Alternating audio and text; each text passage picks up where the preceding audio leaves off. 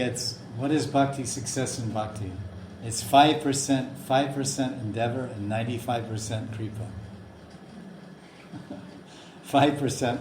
It's cheshta and kripa. Two fingers, right? One finger is Yashoda, her endeavor, but that one finger is only is a small finger. It's only 5% finger. The other finger is a long finger. That's 95%. Because in that 5%, is my idea. I can't show you a Shastric shloka. Where does it say that? My idea, and practically you'll see in your own life or in the reality of Bhakti Bhajan, that 5%, as I said, the 5% is all about this aparad. Words, in the Kali Yuga right now, words are very fast and words are very cheap.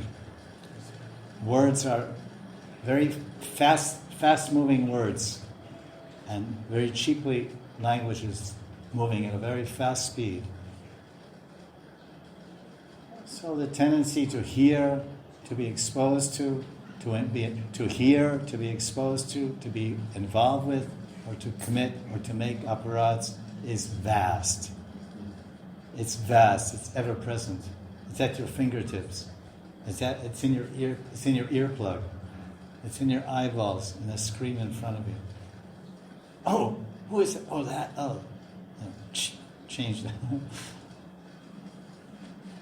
To think, Padma Puran says there's 6 types of Vaishnava aparad.